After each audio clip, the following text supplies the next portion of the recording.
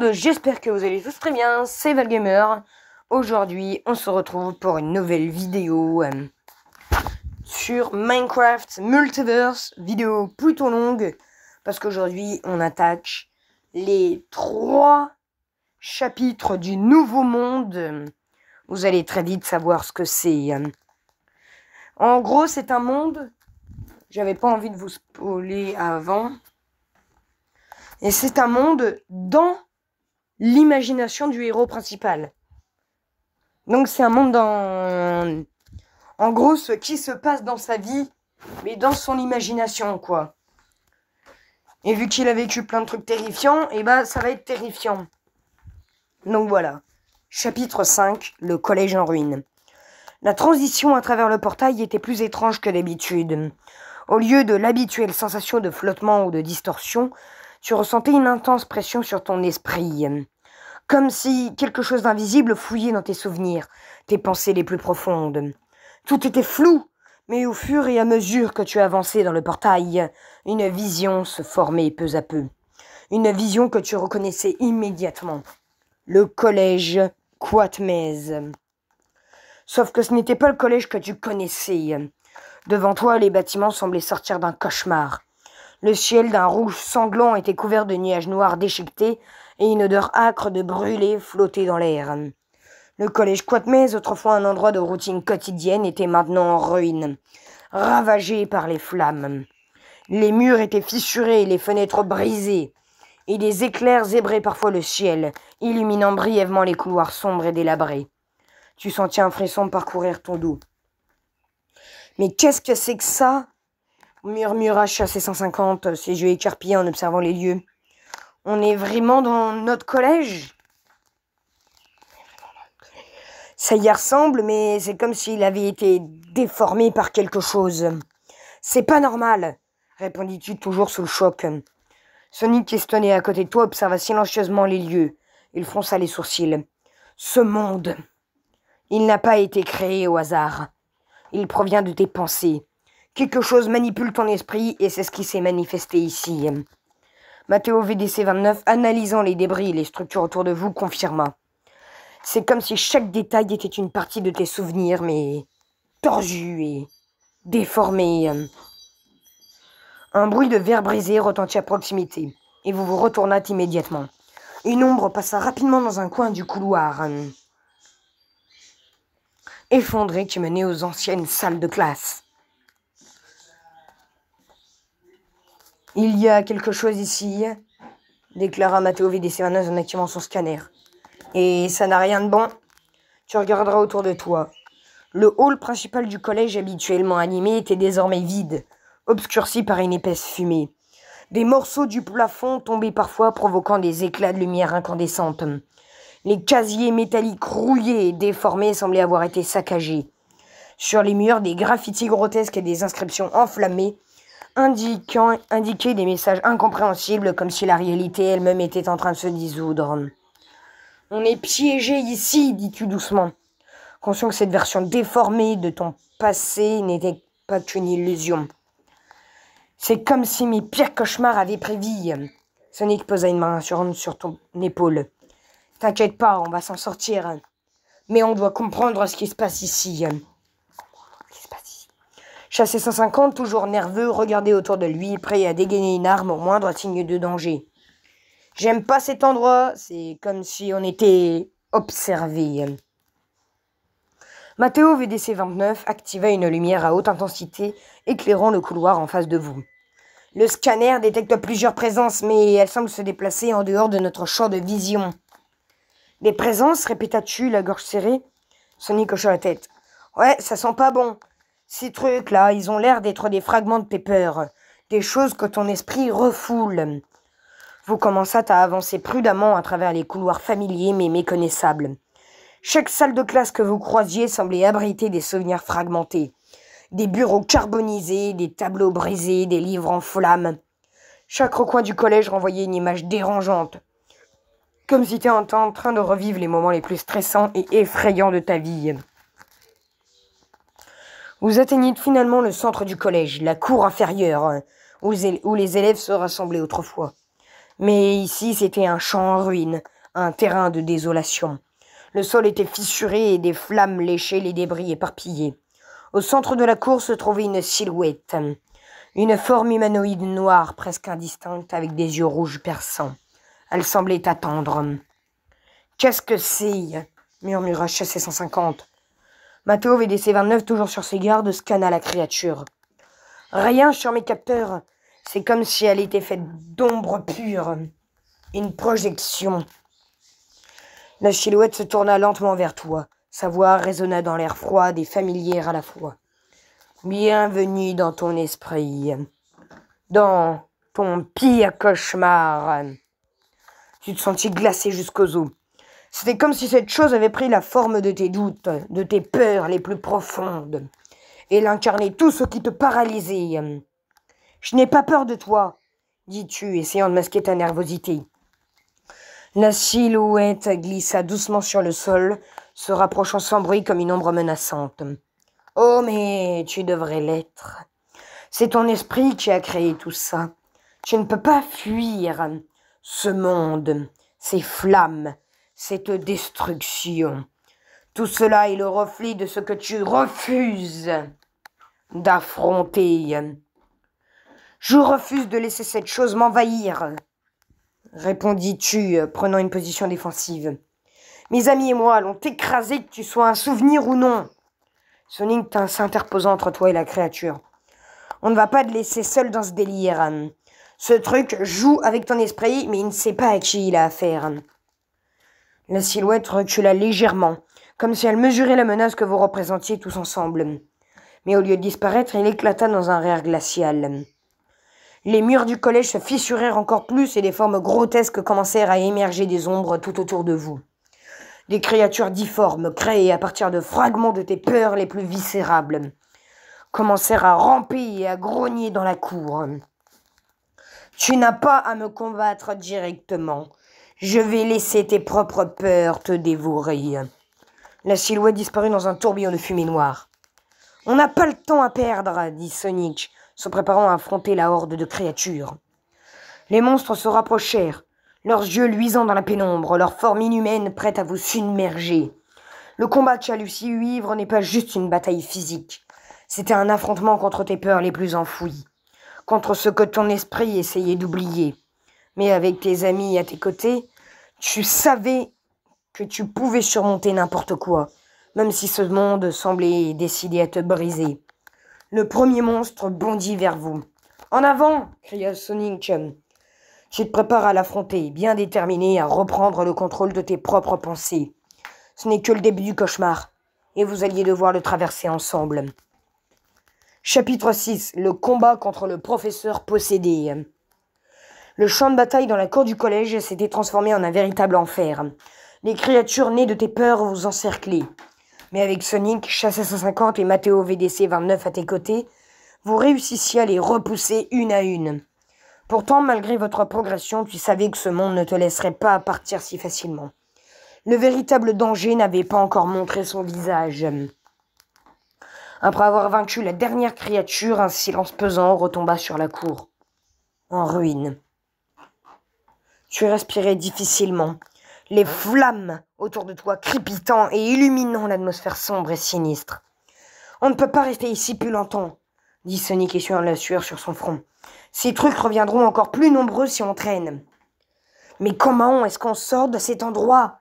demanda Chassé 150 l'air inquiet. « Ce monde est un labyrinthe de tes pires souvenirs, et chaque fois qu'on pense s'en sortir, quelque chose d'encore plus tordu arrive. » Tu réfléchis rapidement, cherchant des réponses. C'est alors que tu as eu un flash de mémoire. Dans ton esprit, une salle particulière se démarquait.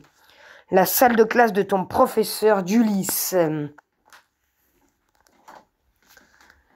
Monsieur Dubreuil. Un homme que tu respectais profondément. Si quelqu'un pouvait t'aider à comprendre ce monde, c'était peut-être lui. Mais l'idée de le retrouver ici, dans ce cauchemar, te laissait perplexe. C'est peut-être insensé, dis-tu en regardant tes amis. Mais je pense qu'on doit se rendre dans la salle d'Ulysse. Si ce monde est construit autour de mes souvenirs, alors Monsieur Dubreuil pourrait être ici, d'une façon ou d'une autre.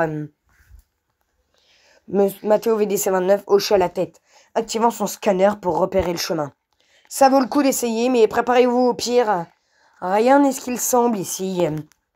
Vous vous dirigez vers le bâtiment principal, traversant des couloirs en ruine où des flammes jaillissaient des fissures dans le sol et les murs.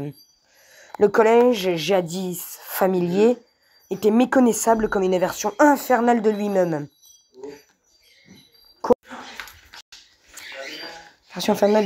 L'air était lourd de cendres et des bruits inquiétants résonnaient dans le lointain. En arrivant devant la porte de la salle d'Ulysse, tu ressentis une étrange malaise.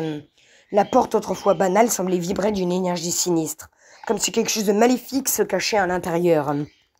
Quelque chose cloche ici, murmura HC150 en reculant légèrement. On entre quand même. Tu pris une profonde inspiration et poussa la porte. L'intérieur de la salle était exactement comme tu t'en souvenais, mais tout semblait figé, comme si le temps lui-même s'était arrêté. Les tables étaient couvertes de poussière et le tableau noir était fissuré.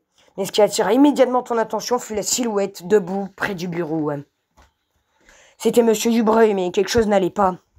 Il se tenait là, immobile, le dos tourné vers vous. Sa posture était raide et une étrange brume noire flottait autour de lui, créant une atmosphère oppressante. Tu t'approchas prudemment, la gorge nouée par l'inquiétude. « Monsieur Dubreuil » l'appela-tu doucement. La silhouette se tournoie lentement vers toi. Son visage, c'était bien lui, mais ses yeux étaient vides, d'un noir profond, comme possédé par une force sombre. Un rictus effrayant déforma ses traits, et lorsqu'il parla, sa voix n'était plus la sienne. Elle était déformée, comme si une entité malveillante parlait à travers lui. « Je ne suis plus celui que tu connais. » Sonic se mit immédiatement en garde. « C'est un piège, il est possédé. » Monsieur Dubreuil, ou plutôt l'entité qui le contrôlait, éclata d'un rire sinistre. « Tu as toujours eu peur de ce prof, n'est-ce pas? Peur de l'échec, peur de ne pas être à la hauteur. Tes peurs m'ont donné la force de prendre le contrôle de ce monde. Et surtout de ton prof. » Le professeur leva la main et des éclairs noirs se formèrent autour de lui. Avant que vous ne puissiez réagir, il lança une vague d'énergie sombre dans votre direction. Vous vous disparâtes juste à temps pour éviter l'attaque, mais la puissance de l'énergie destructrice fit trembler les murs de la salle. « On doit le neutraliser, mais sans le blesser !» cria Matteo VDC29 en analysant la situation. « Il est encore quelque part là-dedans, sous le contrôle de cet esprit. » Sonic hocha la tête. « Il y a forcément un moyen de le libérer. On doit trouver la source de cette possession. » Tu te remémoras rapidement les cours et les leçons que Monsieur Dubreuil t'avait données. Il parlait souvent de logique, de résoudre des problèmes avec calme et méthode. Ce monde était en fait de tes peurs. Était fait de tes peurs. Mais il était aussi influencé par ton esprit. Peut-être que si tu arrivais à surmonter cette peur, tu pourrais briser l'emprise de l'entité sur lui. « Faut que j'affronte mes peurs, » dis-tu soudainement. « Si je refuse de céder à ce cauchemar, ce monde perdra son pouvoir sur lui. » Tu t'approchas de Monsieur Dubreuil, les flammes autour de lui devenant de plus en plus intenses. « Je ne te laisserai pas m'effrayer, ni toi, ni ce monde !» déclaras-tu. « Ah merde !» La voix remplie de détermination. « Tu es plus qu'un simple professeur, et je suis plus que mes peurs. » L'entité rugit, intensifiant son contrôle sur le corps de Monsieur Dubreuil. Mais quelque chose changea. La brume noire qui l'entourait commença à vaciller, à se dissiper. Monsieur Dubreuil vacilla, ses yeux reprenant brièvement leur clarté. « C'est trop tard. Je suis désolé. » Avant que vous ne puissiez réagir, un monstre massif, une créature cauchemardesque née des abysses de ton esprit, surgit des décombres. C'était une bête hideuse à moitié faite de flammes, à moitié d'ombre, avec des croix serrées et des griffes énormes. Elle fonça droit sur Monsieur Dubreuil. « Non !» cria H150, mais c'était trop tard. Le monstre bondit sur le professeur, le saisissant dans ses griffes avec une violence inouïe. Un cri déchirant résonna dans toute la salle, et tu assistas impuissant à la scène. Le corps de M. Dubreuil fut violemment projeté contre le mur et le choc fut fatal. Il s'effondra immobile. Non et non! L'entité qui possédait ton professeur avait disparu, mais le prix à payer était trop lourd. Le monstre, toujours furieux, se tourna alors vers vous, grognant et prêt à vous attaquer. Sonic, Matteo VDC-29 et Chassé 150 se placèrent immédiatement en position de combat. Mais tu savais qu'aucune victoire ne ramènerait celui qui venait de tomber. Le collège était devenu un véritable enfer, et tu étais plus déterminé que jamais à en finir avec ce cauchemar. Chapitre 7, la fin du cauchemar et retour à Green Hills. Le monstre qui venait de tuer M. Dubreuil se dressait devant vous, ses yeux flamboyants de rage et de haine pure. Il incarnait l'essence même du cauchemar qui avait transformé le collège en un lieu de terreur. Vous étiez épuisé, mais tu savais que cette créature devait être vaincue pour mettre fin à ce monde cauchemardesque. Sonic, toujours en tête, fonça sans hésitation vers la bête. C'est notre seule chance. Si on le bat, tout ceci va disparaître. Le monstre rugit, une onde de choc faisant trembler les murs. Fissuré du collège, ses griffes massives se levèrent, prêts à frapper Sonic. Mais Matteo VDC-29 réagit rapidement. Il tira un projectile lumineux directement dans les yeux de la créature, la forçant à reculer avec un hurlement perçant. « C'est le moment! Frappons ensemble !» cria Chassé 150 tenant son arme prête. Vous aviez déjà traversé tant d'épreuves ensemble, et cette fois ne serait pas différente. Tu te jetas dans la mêlée avec tes amis, déterminé à venger M. Dubreuil et à détruire ce monstre qui avait pris forme à partir de tes peurs. Les coups pleuvaient de toutes parts, Sonic tourbillonnait à une vitesse folle, frappant la créature avec une énergie fulgurante, tandis que Matteo VDC-29 et Chassé 150 l'attaquaient à distance avec des tirs précis. Mais la créature était tenace. Elle résistait, crachant des flammes et des ombres dans toutes les directions. Un instant, elle attrapa Sonic dans ses griffes, mais tu ne la laissas pas la panique t'envahir. D'un bond, tu ramassas une barre de fer traînant au sol et l'enfonça directement dans le flanc du monstre. Il lâcha Sonic dans un cri de douleur, titubant en arrière. Tu te reculas pour reprendre ton souffle, tandis que tes amis intensifiaient leurs attaques. Le monstre affaibli perdit peu à peu de sa puissance jusqu'à ce que Sonic, avec un ultime coup de spin dash, traverse son cœur d'ombre. Un flash de lumière intense inonda la salle. Le monstre grêla une dernière fois avant de se dissoudre dans les flammes et les ombres comme s'il n'avait jamais existé. Le silence retomba sur le collège dévasté. Tout était calme, trop calme. Tu regardes autour de toi, ton cœur battant encore à toute allure. Le corps de M. Dubreuil reposait toujours contre le mur, et une tristesse profonde t'envahit. Malgré la victoire, la perte était immense. Le monde du collège commença à trembler, des fissures apparurent sur le sol et les murs. « Le monde commence à s'effondrer !» avertit Matteo VDC-29. Sonic se tourna vers toi. « Il est temps de partir. Ce cauchemar disparaît enfin. Mais on doit sortir de là avant que tout ne s'effondre. » D'un signe de tête, tu acceptas. Ensemble, vous vous précipitâtes hors de la salle de classe, traversant les couloirs en ruine, tandis que le monde autour de vous se désintégrait. La porte du portail apparut enfin, brillante et lumineuse, mais vous appelant à revenir dans le monde réel.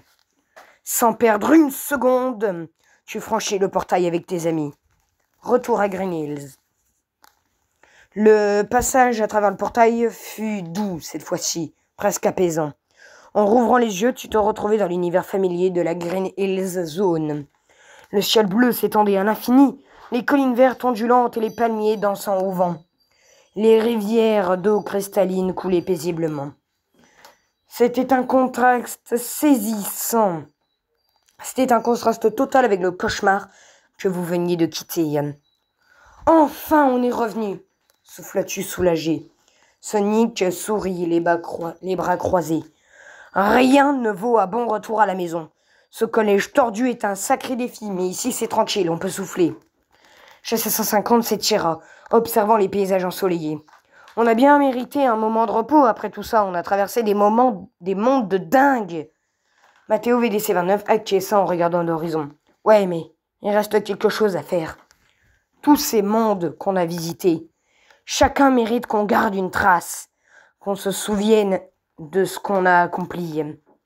Tu te retournas vers eux, comprenant immédiatement ce qu'ils voulaient dire. Vous aviez affronté des défis titanesques dans chacun des univers que vous aviez traversés. Le monde de Sonic, celui des aliens, puis celui des requins. Chaque lieu avait laissé une marque indélébile sur votre aventure. Alors construisons quelque chose ici pour honorer ces mondes. On pourrait ériguer des monuments ou des bâtiments pour représenter ces univers. Excellente idée, dit Sonic enthousiaste. Commençons par construire un truc pour chaque endroit où on est allé. Sauf pour ton collège, je pense que t'es d'accord pour qu'on n'a pas trop besoin de ça ici. Tu hochas la tête. Ce monde cauchemardesque devait rester dans le passé. Sans perdre de temps, vous vous mîtes au travail, utilisant les ressources naturelles et la technologie que Matteo VDC-29 avait emporté avec lui. Vous construisiez des monuments en hommage au monde que vous aviez traversé. Le premier édifice que vous construisîtes fut un temple mystique en mémoire du monde des aliens. Sa structure imposante, faite de pierres lumineuses et de cristaux iridescents, semblait briller sous le soleil de Green's Hill.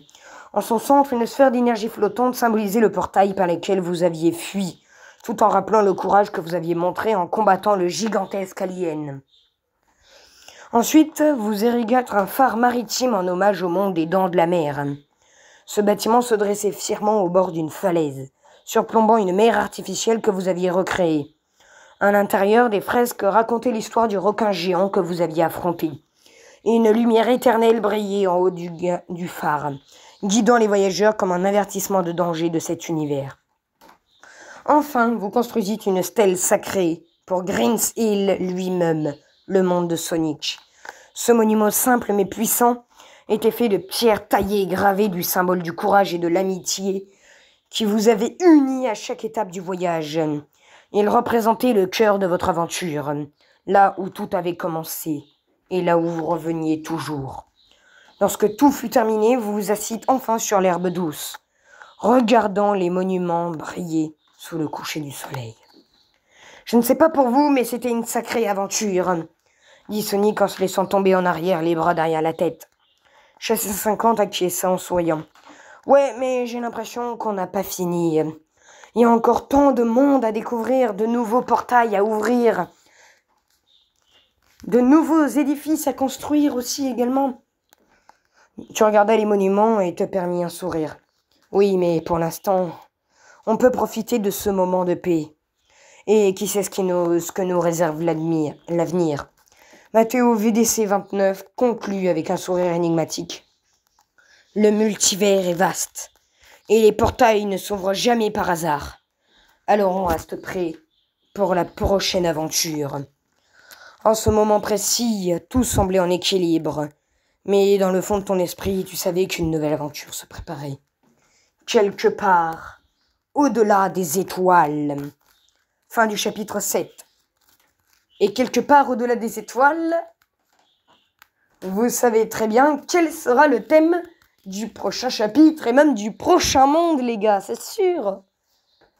Putain, mais si jamais vous avez jamais regardé de film Disney, que vous n'avez jamais regardé ce film-là de votre vie, c'est que vous avez manqué un véritable phénomène sacré, là.